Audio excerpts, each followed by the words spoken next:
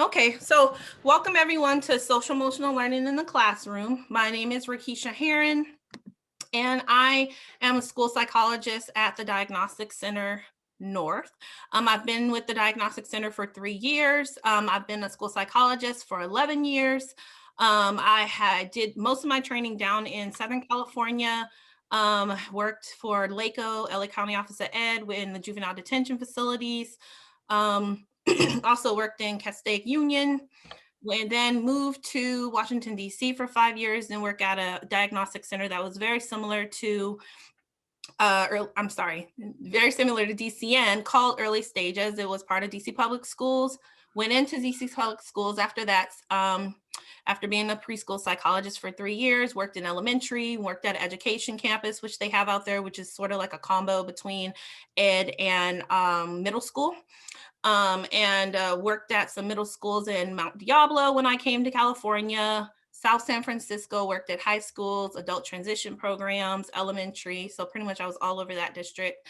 And then I came to the Diagnostic Center, and I'm doing the work of Northern California to support the Northern California schools and districts.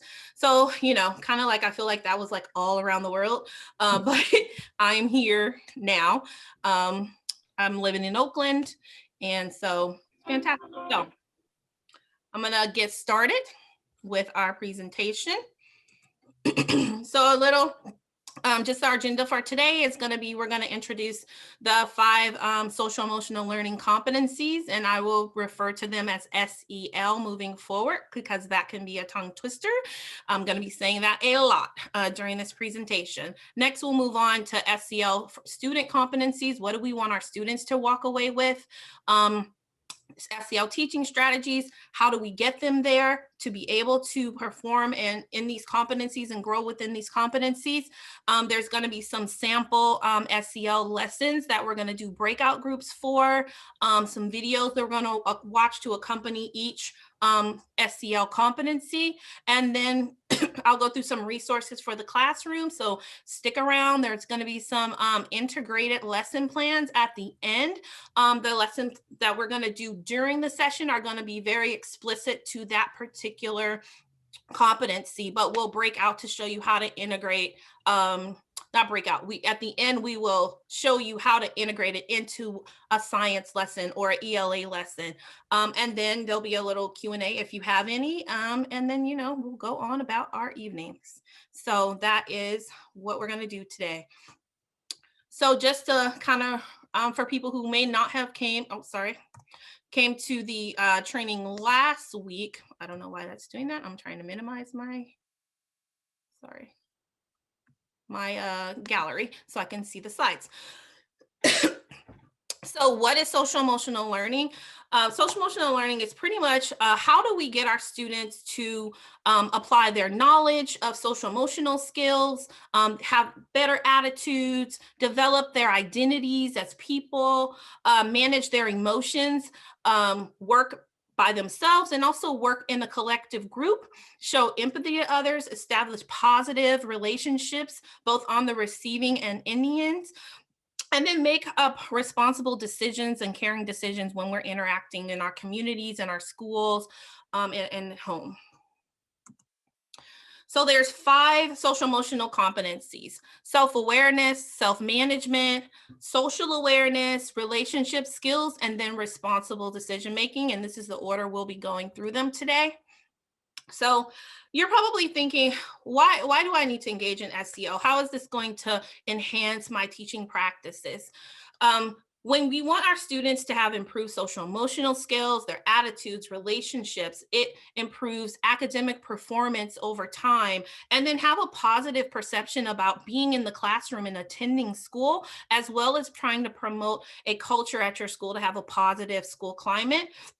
It also assists with declining mental health issues such as anxiety or depression that may affect our students, behavior issues for our students that may not be able to maybe self-manage or regulate themselves. And then, risky behaviors such as substance abuse, it also helps to decrease the likelihood of a student getting involved in these types of behaviors. So in long term, the research says long-term effects in those areas will be beneficial as well. Financially, we can save money. We can do less remediation. You can do less suspensions or expulsions, and keeping students in the classroom, which is where they need to be in order to best benefit from the instruction that you give them on a daily basis. And I think to myself, why are we educators? So I want you to think about, as we're going through this, why are we educators? Marian Wright Edelman said, education is improving the lives of others and for leaving your community and world better than you found it. So she is the president and founder of the Children's Defense Fund, who's involved in a lot of child advocacy, including education policy and other types of issues that children deal with across the world. So we're gonna watch a quick clip video to bring the connection between SEL and learning. So it'll be about 4 minutes or so.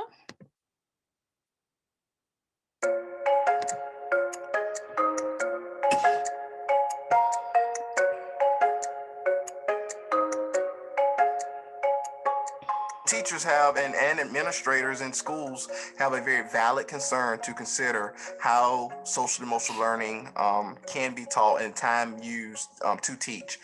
But I think it's also, it's probably even more important to consider that if we're teaching content to students who are not emotionally well, then we're just teaching content.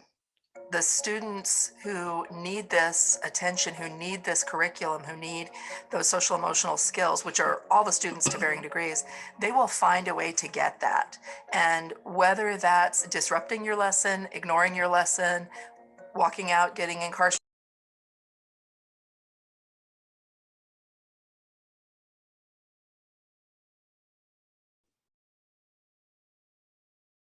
I don't hear it, Rakisha. It just stopped working. Did it? The video's still playing, but the sound isn't going. Okay, It's back. Okay, I just turned my volume up. Teachers have and administrators in schools have a very valid concern to consider how social emotional learning can be taught and time used to teach. But I think it's also... Oh, shoot, sorry. Oh my God. This is terrible. It's okay, it happens. Shut up. We were about right here. Ignoring your lesson, Don't walking out, getting incarcerated, whatever it is, they're gonna get the level of support that they need. So as an educator, you're actually banking time when you use these skill sets and teach the self-management, teach the self-awareness, the way to manage conflict, because then it's not going to steal 5 minutes from each lesson. It's not going to steal that half hour where there's been a disruption. It's an investment in time. You need to incorporate it in the way you do business. So it doesn't have to be a separate lesson, but it's a lesson alongside whatever you're teaching. So when a child is struggling and you're monitoring the classroom and you see it, because we can see it on their face, you just stoop down beside them and have a conversation that's encouraging them, that's giving them the strategies right then that they can use, whether they're approaching a test and they seem to be stressed or crying, and you tell them to take the deep breaths, go get a drink of water, get yourself together, come back. It is ongoing, and it's just part of everything that we already do. You just start by starting, and you don't do it all at once. Just try one or two things, and if it's something as simple as just get up from your desk when the bell starts and greet every kid that comes into your classroom. You don't have to shake their hand, but I shook all my hands or I just bumped or whatever every kid that came in my classroom every day. And just I dressed up for them every day. They just say, I said, why do you dress up? I said, because you guys. And just to show that you are important enough. And that's something that resonated. And I think from a time standpoint, the lessons that you teach in class, they don't have to be 45-minute lessons. It can be a quick hit, reminding students what compassion is, what it looks like, reminding students what mindfulness is and how to practice it. It doesn't have to be a full period. So I think that's one thing that you can look at.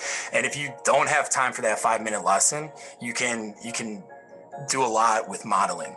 So even if it is saying for this year, this is knowing who my students are, this is the thing that I'm going to double down on. And I can't even start with self-management until we're self-aware. So for the first half of the year, I'm going to just pick one and really see if I can get my students there.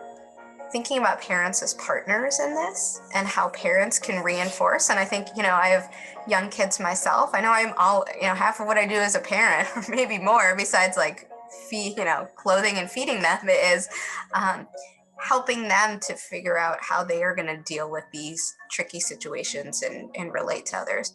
Ways that you could really pull teachers in is they have to understand the why. They've got to dig down deep and really see, why is it that I want my students to be able to interact with their peers and interact with adults and be able to regulate their emotions. Like, why do we need that? And you dig down to your why. And we're in the business of doing what's best for kids. We're in the business of helping kids to be able to be productive citizens and go and communicate and change the world. And if they don't have these basic skills to interact with people, then they're not going to be as successful at that. So, as educators and as teachers, I encourage all teachers, you dig down deep, you find your why, and there lies the answers to, can I make enough time for social emotional learning? And the answer is yes, you should.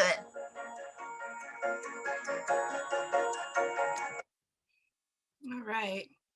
So we're going to move on. So we're going to jump into our first competency, which is social self-awareness. Sorry.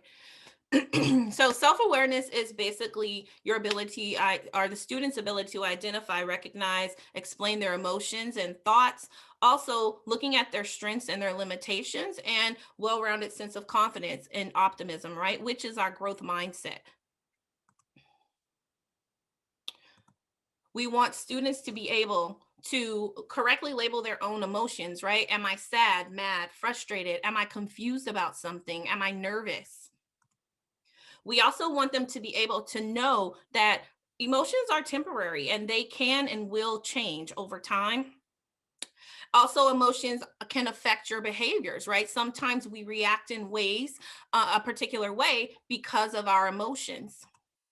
They also can have physical effects, right? So when you're nervous, you may have butterflies in your stomach, or you're feeling anxious, right? Sometimes even being overly excited can affect us physically, and we may not be able to function properly. So sometimes, that student you're asking kind of to settle down a little bit might be that student that's overly excited. You want them to be able to identify interests and strengths and then build on those.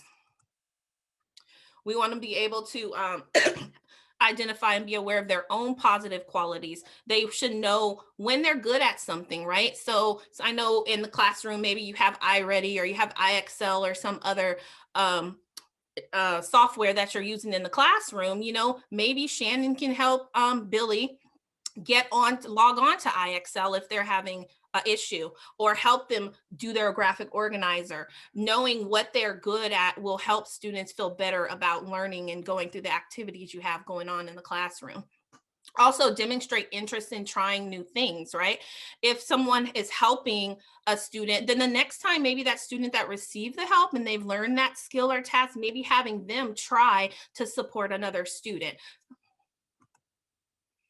And then teaching strategies. How do we support our students in the classroom?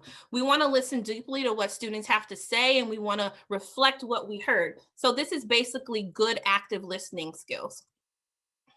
We also want to be able to share about our own feelings when we come into the classroom. Maybe someone cut you off in traffic, and so you were you were running late, and so that made you feel a little rushed. Asking your students to have compassion and empathy for you while you get started and get set up for the day, right? So we might say, can you guys just have good behavior, or do color, or log on while I'm, getting things together. I think that supports and brings the human aspect of teachers to students. We want to be able to routinely ask questions about what the students are experiencing, having them identify and express those feelings. We also want to ask questions that reflect their own strengths and interests. So you want to ask, how does that make you feel? We want to ask open-ended questions, and we want to do, how does the student make you feel? What do you plan to do next? Do you feel different after maybe a debriefing conversation about a particular issue or activity that they may have been worried about? And so we're going to watch a short clip on self-awareness. And I'm not going to. For children, learning is a social and interactive process that takes place with teachers, other students, and parents. Our emotions and relationships affect how and what we learn. Students are far better prepared to succeed in school and in life if they have learned social and emotional competencies in addition to academic skills. We know that when kids have strong social and emotional learning skills, that they are better able to achieve academically, better able to work with others on a team, to collaborate, to manage conflict, manage stress, to achieve goals. They have better life outcomes. So it's critically important that we take this seriously if we want to educate the whole child. Social emotional learning is basically the focus on social emotional skills, how to interact with others, how to understand yourself, how to be able to behave in a way that you're supposed to in the right settings.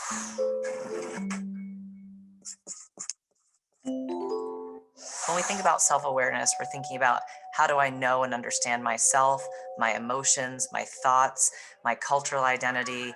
What are the ways in which I feel about a certain situation? Why might I feel that way? How do I understand myself and how I fit into my family and my community and the broader world? We want to give kids opportunities to really think about their own experiences, their own emotions, and how they are dealing with those things. Self-awareness is really being in touch with oneself. I think as a parent, the best thing you can do is to be honest about how you're feeling, because kids look at us as we're invincible. You know, we're perfect, and we're not. And so I think having honest conversations about your struggles, whether it's at work or, you know, a goal that you're trying to achieve and the challenges that you're having in achieving those goals, kind of brings your situation down to their level so they know they're not alone and that it's normal to kind of feel these different things. One of the things that we work on when we talk about self-awareness is helping students understand emotions. So teaching the vocabulary for emotions, teaching students to think about what different emotions feel like, and being able to name that for themselves is an important part. As teachers and adults, we need to go to the next level. And that goes all the way to junior high and high school. There's things called emotion wheels, where you have all sorts of words that even as adults we can look at and say, oh yeah, that's a great word for that emotion. So really being able to help them identify their emotions is huge and give them vocabulary that's challenging them. Secondly, then, what do they do with those emotions? What gets you nervous? Or when do you feel stressed out? Or when do you feel angry? Well, I feel angry when Johnny takes my truck. What do you do about it then? But in high school, the same type of thing applies. If I see my friend Stephanie talking to Lisa or sitting with her at lunch, what do I feel? I feel jealous inside. And then asking myself, is that really a big problem? Is that a small problem? In a classroom, we can model that for kids. So as a teacher, I can say, I'm really feeling disappointed today, fill in the blank. And maybe I'll even take some deep breaths, or gosh, everyone's really loud today. We couldn't go outside for recess. I'm feeling frustrated. I need to take some deep breaths. So modeling that for kids is really important. Also teaching kids this idea that through hard work, that they're able to be more successful, teaching a growth mindset as opposed to focusing on you're smart, but rather focusing more on effort, helps kids to understand better who they are. Self-awareness is something that is constantly growing, and we want to be able to give kids tools and messaging around how to be thinking about their emotions and their understanding of who they are.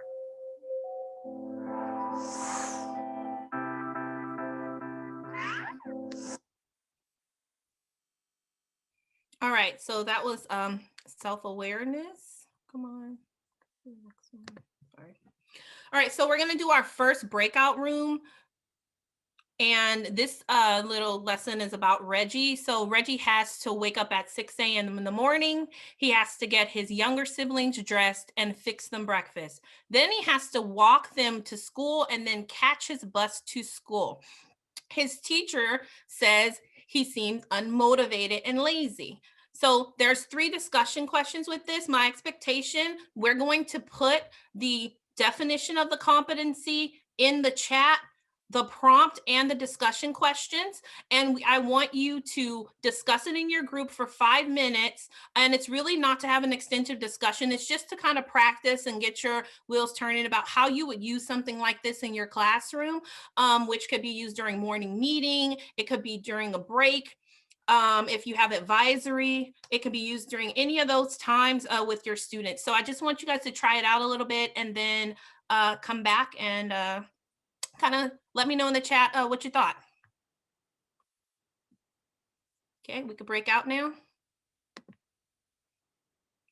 Sorry, just so everybody knows, the scenario and the discussion questions are placed in the chat, so you're able to refer to them there when you're in your chat rooms as well.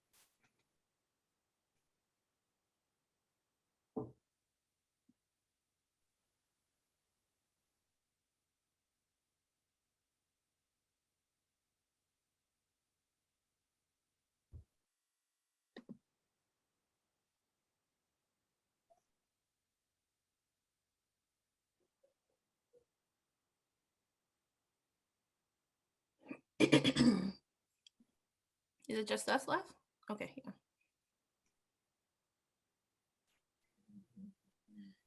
I also signed to everyone if they needed an interpreter to put it in the chat or to raise a hand or something. Okay, thank you. Thank you.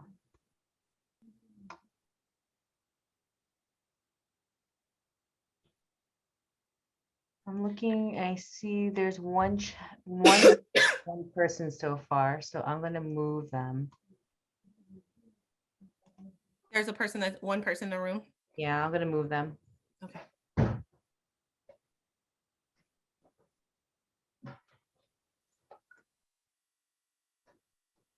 Everybody else looks okay.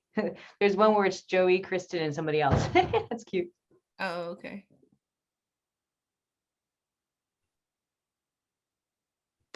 And every other one has at least 3 people. Okay. Cool. So, it's about a minute ago, so I'll send the message out at 3:21. Okay.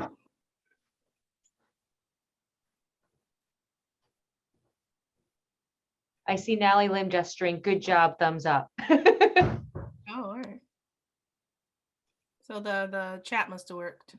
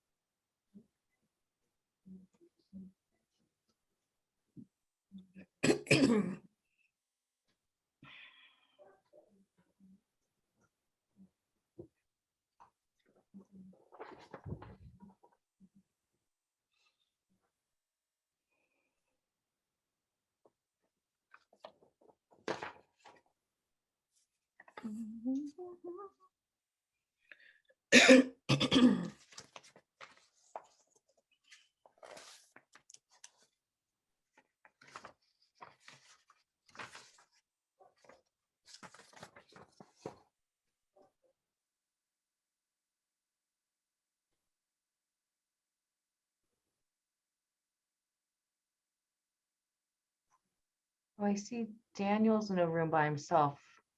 I'll move him. I can't see. I mean, and it seems like is the 16 people who didn't want to go to the rooms, or I'm not sure. Yeah, they chose not to. Okay. I'm just trying to figure this out.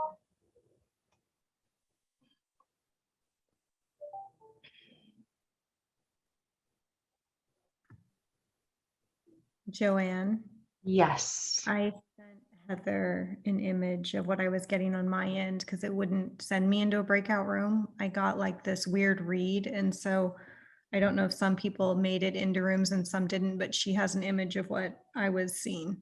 Got it. So it didn't actually put me in a room. It gave me some interesting screen. So I just sent her a picture of that. Got it. I will look for it. Thank you. It's funny because I saw you in the room, but you wouldn't But it access wasn't allowing me to actually get in. Yeah. Okay, we'll find out when everybody comes back. Okay.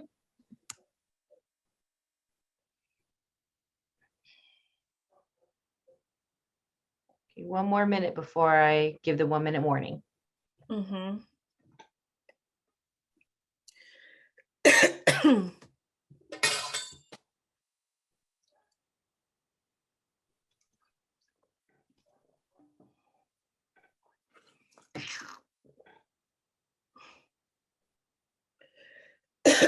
I think my cough is kicking up a little bit.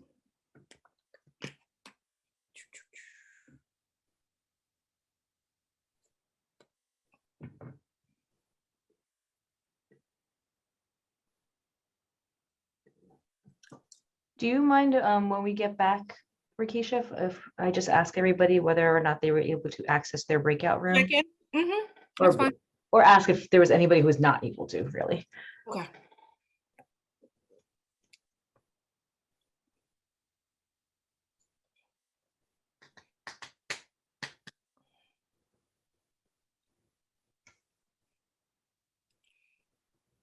And then we can have them, they can, wherever they are, I don't know if there's a leave room option. Also, well, at least it was for me when I tested it, but.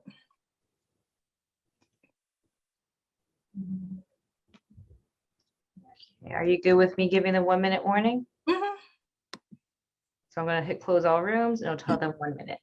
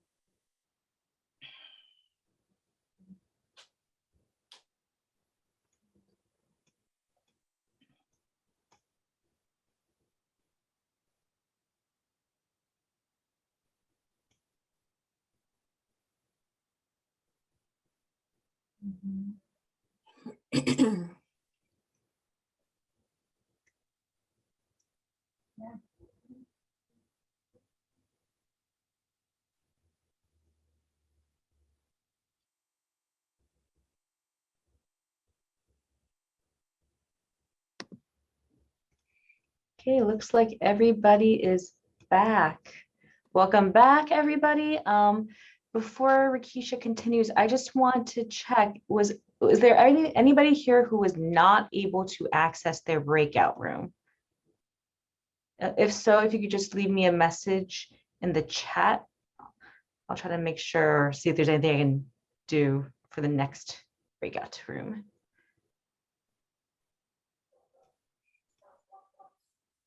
I think you'll go ahead, Rakisha.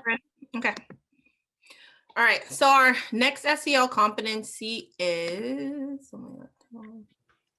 there we go. Is self-management. With self-management, we want students to be successful with regulating their emotions, their thoughts, behaviors across different situations, right? So you respond or act one way on the playground, you act another way in the library or on field trips. And you also want them to effectively manage stress, control impulses, motivate themselves, know how to motivate themselves, and then work toward personal and academic goals. More of what we want our students to do, we want them to know how to monitor and regulate their emotions effectively in the classroom. We want them to show awareness of emotions as they guide decision making, right? So knowing when to take a break or a timeout. We do not make decisions the best when we are upset, again, like overly excited, nervous, anxious. So knowing how to manage, themselves, going back to that self-awareness in order to be able to manage yourself. We want them to know what motivates them internally for things. Do they like listening to music? Do they like movement when they're doing their work? Some kids like to stand, and since we have like standing desks or we have differentiated seating, that can make students feel a little more comfortable as they're in the classroom to manage their attention and their engagement and instruction. We want them to cope well with stress and anxiety. And then we want them to exercise self-control and delayed gratification. Just looking at self-management, I think of a particular student that I had who was, he had a lot of behaviors, had very challenging issues with self-regulation. He was a non-reader in second grade. And the thing is, he used to elope out of the classroom if anything happened, and we would have to look through him in a building. When I was in DC, our buildings were 4 stories high, open space classrooms. So we did not have separate classrooms. So he would be running through the building, disrupting every class. And then there would be this massive search for him, like on a daily basis. So I made an agreement with him, run to my office if you get upset. So he started to do that, and he would run into my office and go under my desk. I had an old school wood desk, and it was just like a little cove in there. And he would just go and run by my legs and go under the desk and want to be there. And he would be crying, and then I would just say, what do you want to do? Do you want to come out? He didn't want to come out. It took him a while. I would throw books under the table. And even though he was a non-reader, he loved looking at these books. He loved looking at the pictures, and it was a good way to distract him from whatever had made him upset. So it was innovative, like, wasn't like, evidence-based or anything, but it worked for him. And then we came up just with a plan for, he was going to elope. Like, we got to a point where that was going to happen. So we had to get different people in the building. So we had these safe spaces to go to. And then you also want students to be able to anticipate barriers to achievement of their goals and identify ways to overcome them for their engagement in the classroom. Now, how do we get our students to do these things?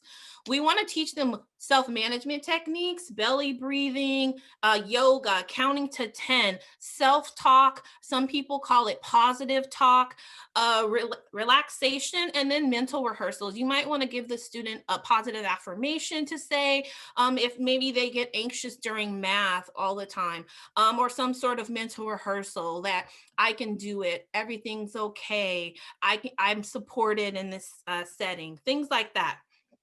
You also can have the students brainstorm ways to motivate themselves. Sometimes students haven't really identified what is the best way to calm themselves down and get them back into a learning space. We also want to make sure that our classrooms are a space where students can feel comfortable, and the classroom isn't too overwhelming for the student. And we want to have spaces like a cozy corner or a reading corner, or even students. I know a lot of students who like to work with Legos or any type of manipulatives with their hands to calm down. We want to routinely discuss and manage when they're being perseverant. So when you see a student that is using a great self-management technique, you want to affirm that, and you want to positively reinforce that. And we also want students to find and think through alternative ways when they encounter challenges. So you can't, the technique that they have, there's no cozy corner and you're on the playground, then you're not going to be able to go to this cozy corner or reading corner. And you also want to make sure that whatever self-management technique they use is appropriate for the setting, right? You're upset in the library, that might not be the best time to, do mental rehearsal out loud or during a test. So you may want to give them some alternative ways to calm themselves down in multiple situations. And then we also want to, applying this and connecting it to our learning, we want to do long-term projects with students that require effort and encourage completion throughout those phases that you might have during your project-based learning. Okay, we're going to watch a short little clip on self-management. When students are aware of their emotions, they are better able to regulate them. They can learn how to manage stress and control their impulses. They are also better able to motivate themselves and work towards their personal and academic goals.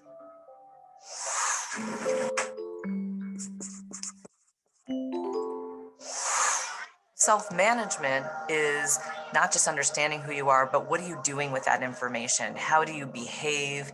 How do you use that information to achieve goals, to work hard towards things? How do you manage your feelings? So we talked about understanding your feelings and self-awareness, but what you do with that anger is about self-management.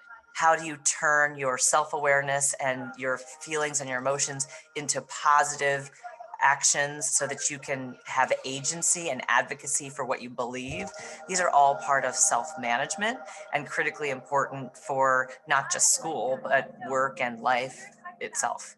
As adults, as teachers, as parents, we're responsible for helping kids by creating a regulating environment.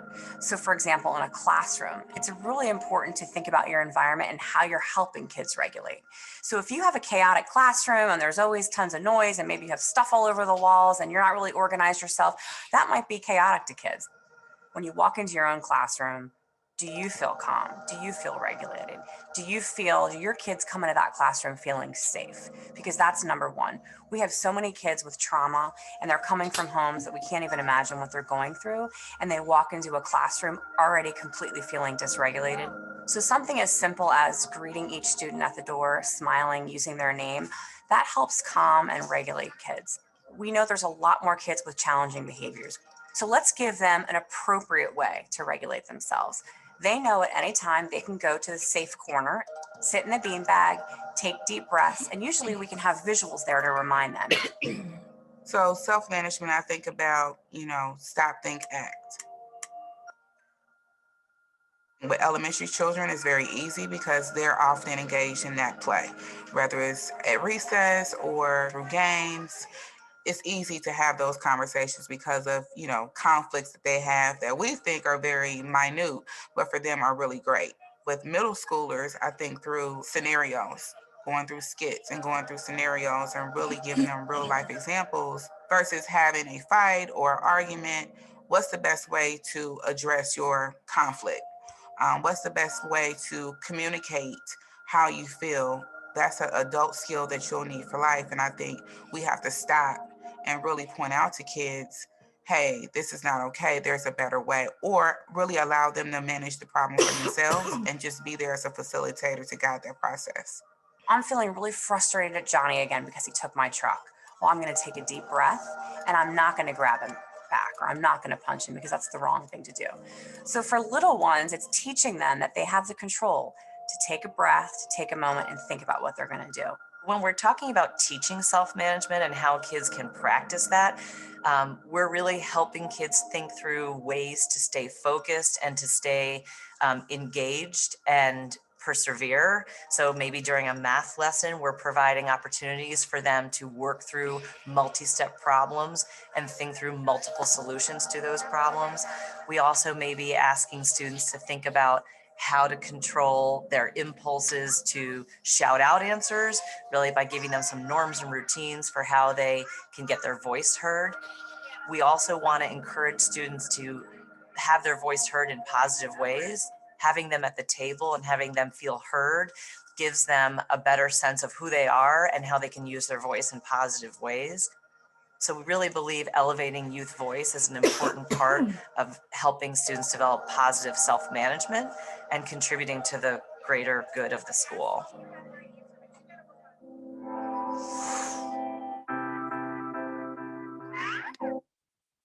Okay, so that was our self-management. Video going. All right, so we're going to break out for our self-management SEL. Our prompt is going to be Jovan is tapping his fingers on his desk during class. The teacher has asked Jovan to stop, but he says he can't control his hand, right? So let's do our breakout now, and I'll see you guys back in 5 minutes.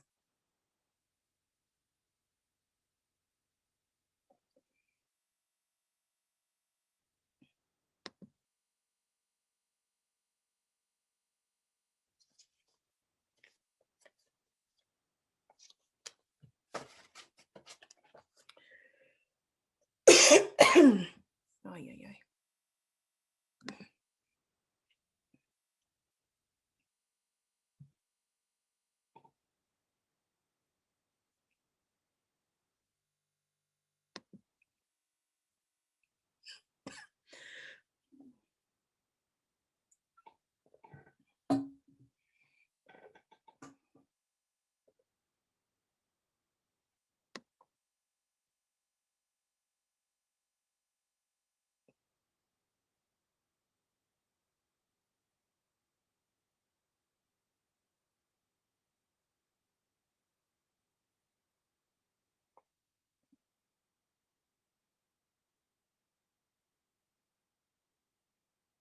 There's some breakout rooms that only have 2 people. Is that okay, Rakisha, or do you want me to move them? Yeah, as long as they have somebody to speak with, like, Okay.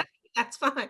Okay, cool. It's really, yeah, it's not like to have some, big round table, Got it.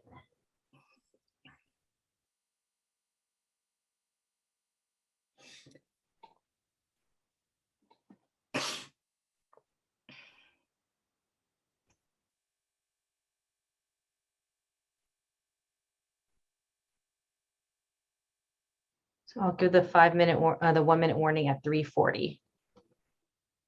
All right.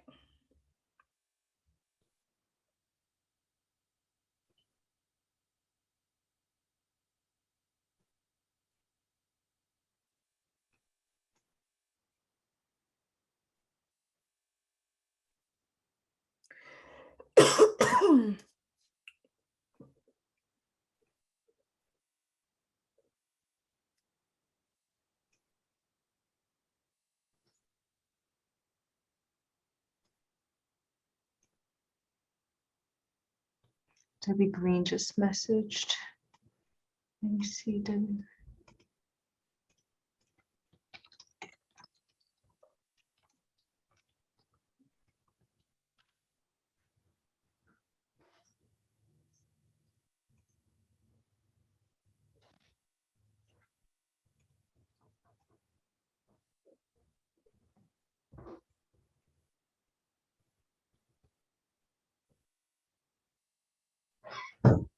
The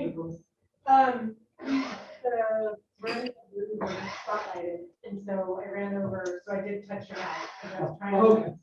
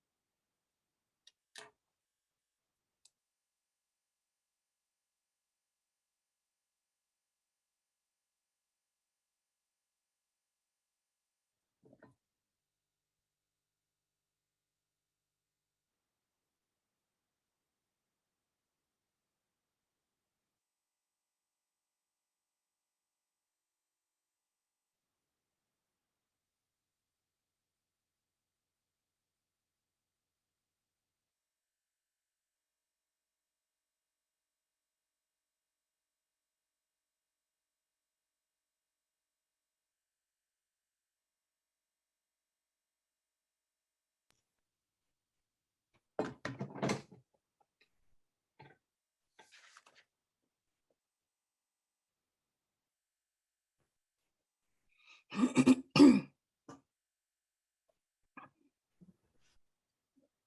I'm gonna give the 1-minute warning, Rakisha. All right.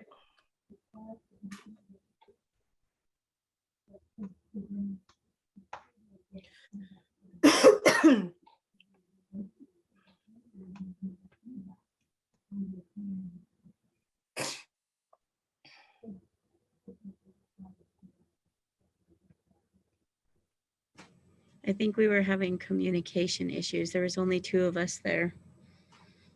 Okay, yes. And some of the rooms are smaller than others. What room was that? Okay.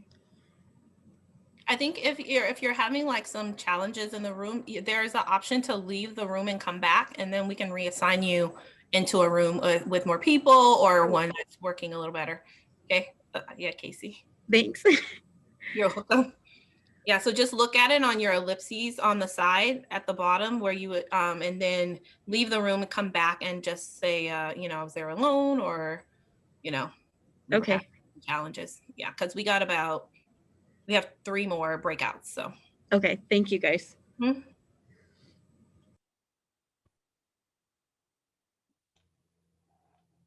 Okay, we have everybody back, Rakisha.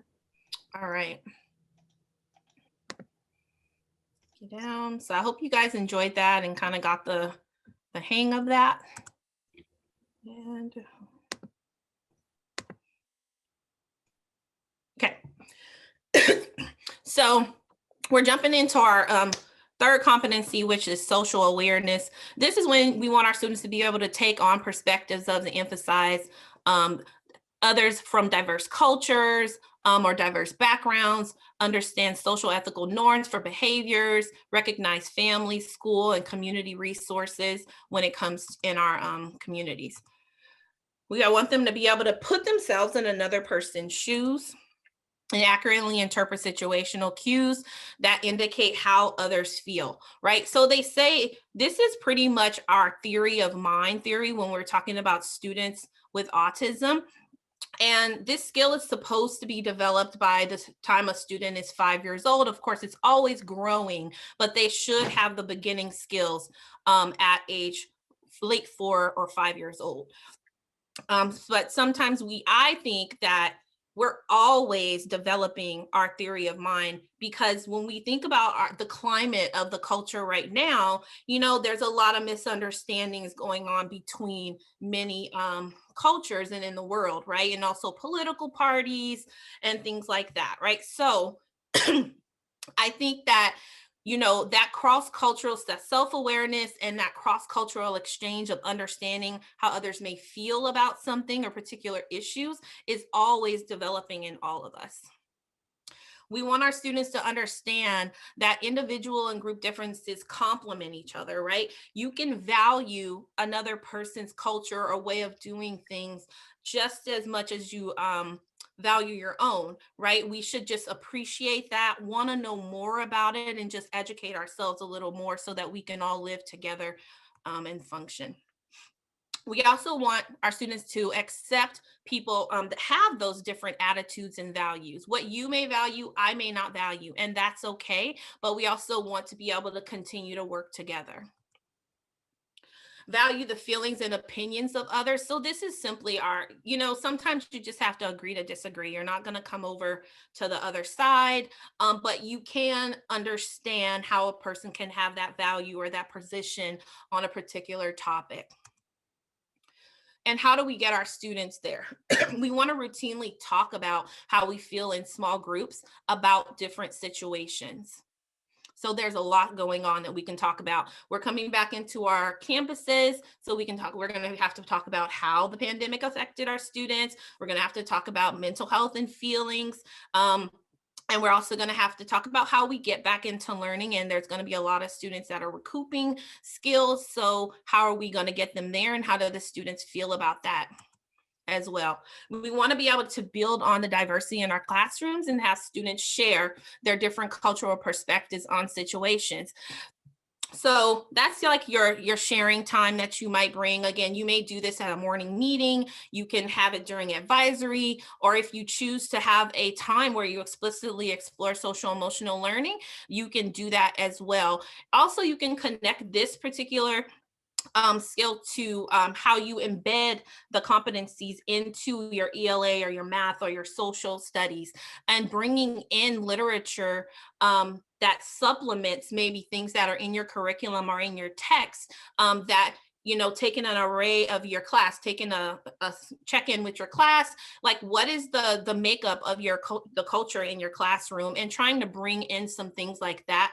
A couple of things that I kind of thought of is like, there was a Asian Black Panther named Richard Ayoko, which I actually didn't know until this summer.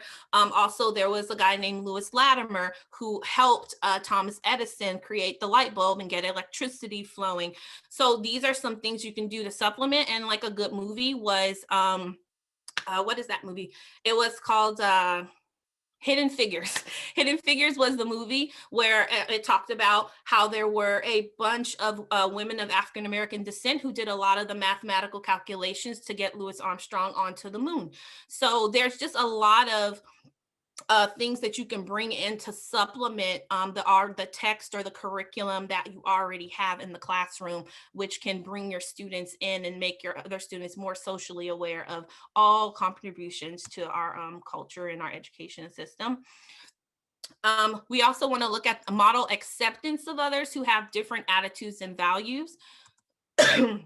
We want to do that using respectful behavior. So we want to make sure that we create some norms in our classroom to be able to figure out what are our community agreements about how we're going to problem solve, how we're going to also have functional and productive discussions in our classrooms.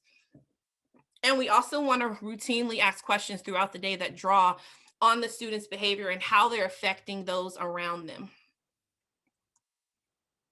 And we're going to watch a short clip on our social awareness. Students are better able to navigate the world if they can understand the perspectives of others. They will build better relationships at school, at home, and on their future jobs if they can empathize with others, including those from backgrounds and cultures that are different from their own.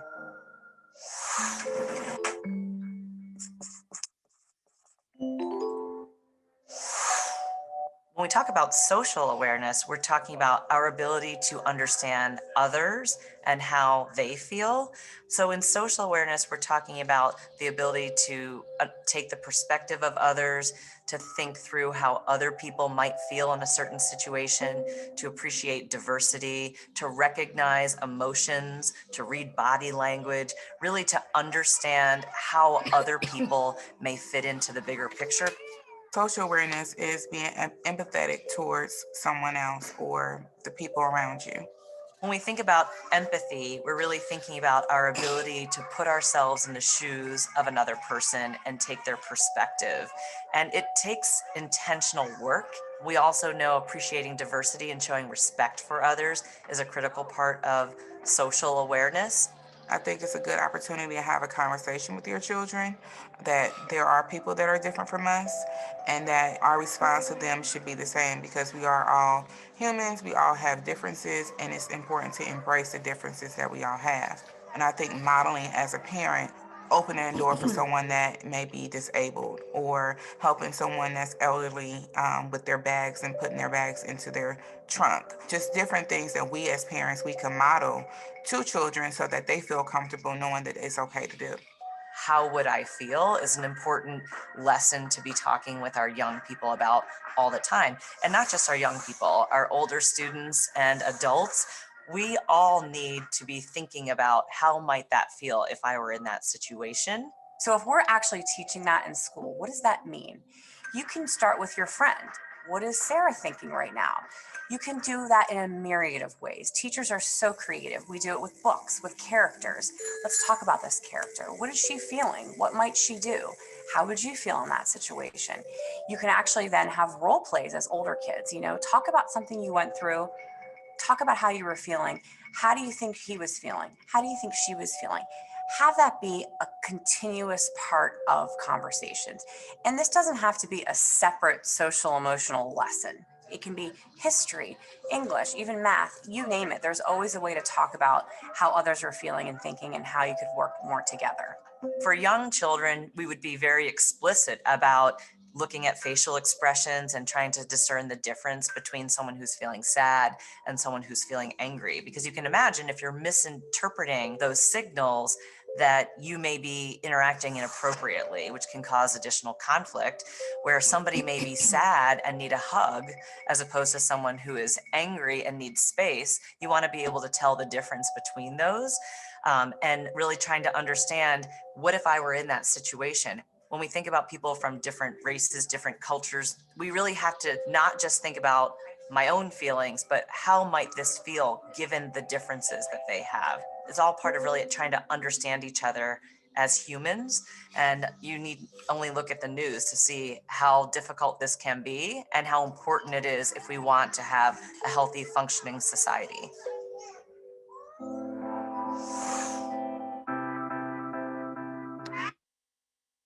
All right, that was interesting.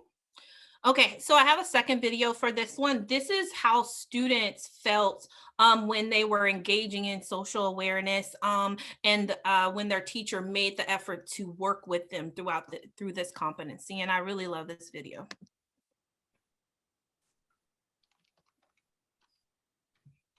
I know my friends are sad because they usually tell me when they're feeling sad, because it's just, you can tell what they're going through. I have like happy friends, like every time when I walk in the door, they'll like hug or have a like handshake or anything. They'll just be normally happy. But if one of my friends are sad, you can like tell they'll be like their head down, not feeling good, or just not in a like energetic mood. When we first started doing group projects, and I knew myself that it was tough to read others' emotions and to know where they came from and how to work with others, mainly because I didn't have the skill that we were talking about to go and make the effort to go engage in like conversation with somebody to learn and adjust to what they think. We care about each other, and when we come to school, it's not just about doing. Oops, sorry. All right, we're gonna move on. So this is an example of the social awareness breakout. So we're kind of a little short on time. So we're going to go, not necessarily go through them, but you guys will have this a little later. So this was just about a couple dating. So this would probably be your middle school or high schoolers. And so we're going to jump right into relationship skills. And relationship skills, we want students to establish and maintain healthy relationships. We want them to be able to communicate clearly, listen clearly, cooperate with others, and we want them to be able to negotiate conflict and seek and offer help when necessary. We want our students to be able to initiate contact with others, right? So this relationship starts from the time that you have your first interaction with a person, right? And if you approach them not in the best way, then that relationship might necessarily have some turbulence, like as you try to continue to build. We want them to be able to share their thoughts and feelings appropriately, right? Using appropriate language and tone. We want them to be able to have listen to and give constructive feedback to the student, knowing that it's sender receiver feedback, right? That's how communication works.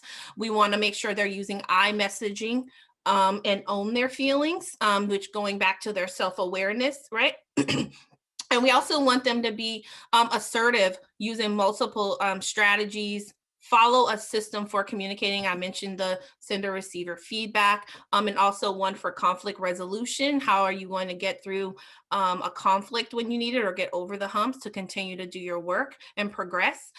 We also want them to ask for, receive, and offer help to others, right? This goes into our students knowing how to their self-awareness, the social awareness, and also, self-management. How do we get our students there? We want them to work collaboratively in groups to reinforce the importance of problem solving and achieving their goals. We want them to evaluate how well they work together. in a group and give authentic praise and feedback and show respect for boundaries. We also want them to model communication and relationship building. We also want to show our students and give them authentic praise when they're being assertive, so that reinforcement. And then we also want to establish conflict resolution process in our classrooms with providing feedback and then giving support when necessary. Okay, so this would be a video, but we're going to skip that. And then this was our sample lesson for relationship skills. So this was about Shanae, and this is about social media posts and how students would handle that. So you can maybe practice that or run that past your class. And then we're going to jump into the last competency, which is responsible decision-making. And we want our students to be able to recognize and understand obligation to be ethical, safe, and participate in legal behavior. We want them to be able to develop their and promote honesty, be reliable, and then hold themselves accountable as well as others. And we also want them to have ethical standards, safety concerns, and recognize how their decision-making may impact themselves and others. Apply shared norms of treating people as they want to be treated. We all know the golden rule. And make effective decision choices following a systemic practice. How do we get them there? I'm just gonna go through these. All right, so we want to define responsible the terms, right? And we want to be able to model good decision making, right? Like maybe you have paras in your classroom and how you work with them. So you can give those examples to your students on how you work with them and how you make decisions in the classroom as a group. We also want them to take the steps to work through. We want them to be age appropriate, right? So you're not going to speak to a high school student the way you would speak to someone in one of the primary grades. We want to create and agree to help students understand logical consequences and also discuss them frequently. So whatever your classroom norms are or rules or even school rules, you want to be able to have those discussions to get students to understand why those decisions are making, why the rules are in place. And then we also want to model the appropriate behaviors based on those norms and rules. So we're going to follow the rules that we implement across our campuses and in our classrooms. All right, so this would be our last sample lesson, responsible decision making. So this is about Dante and having a curfew, and his father was really worried about him.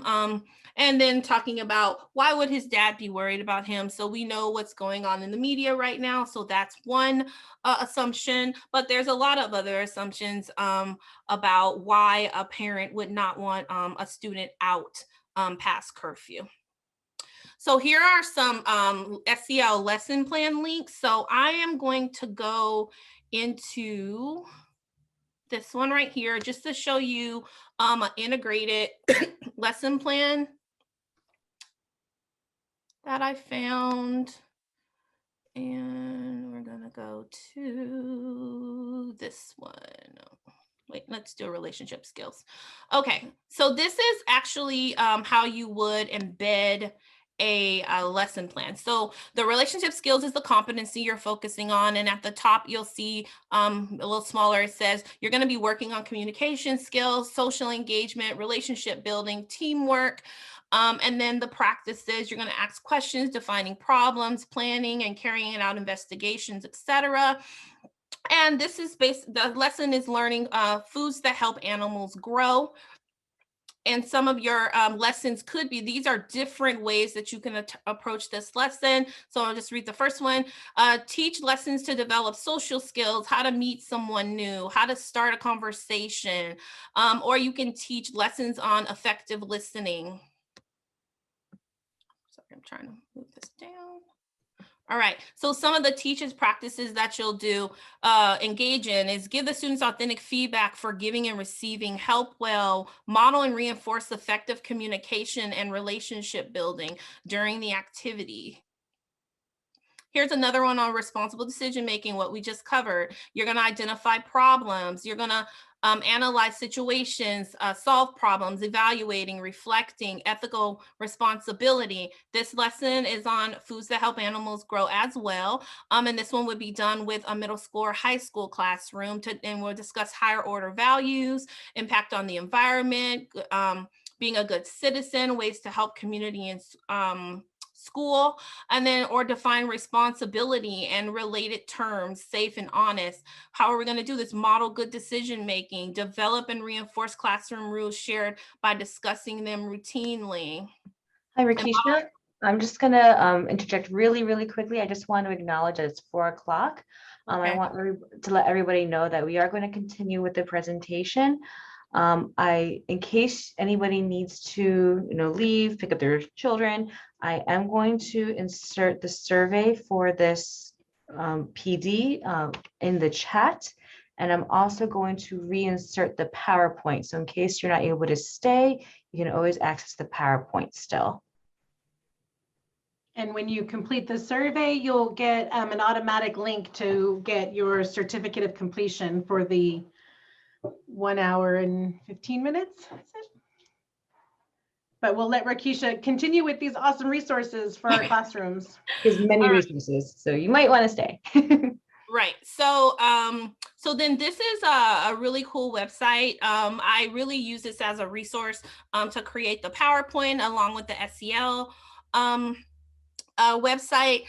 So lessons for SEL, and it's pretty much videos, and there's a 7-week challenge on the website.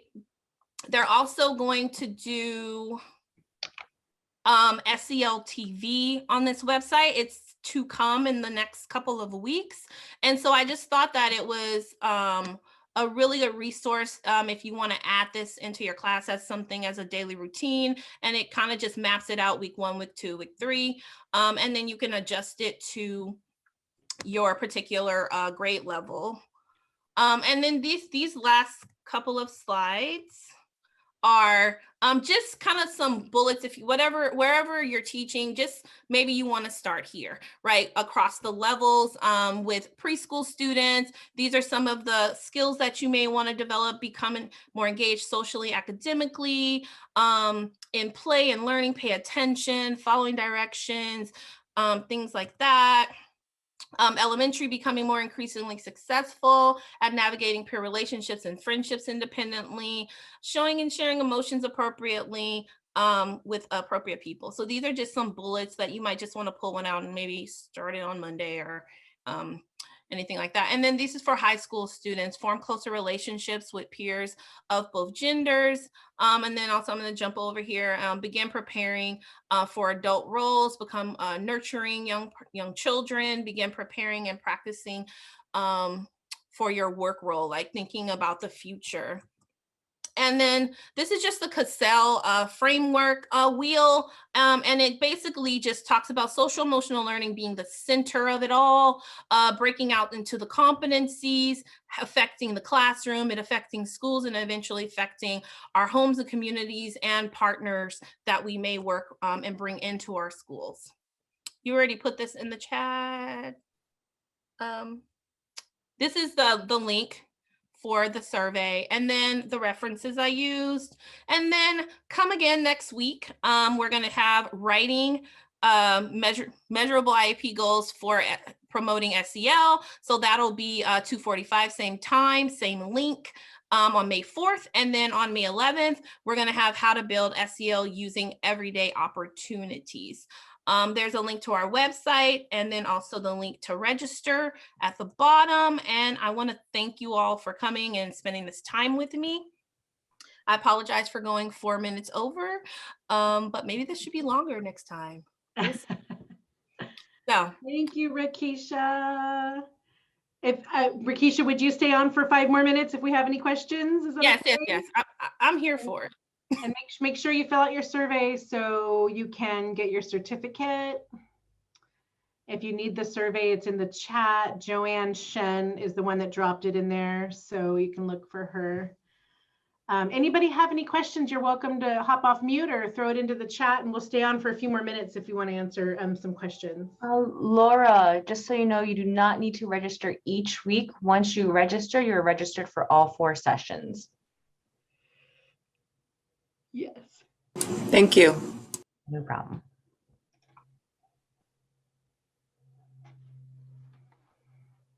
I love all the resources.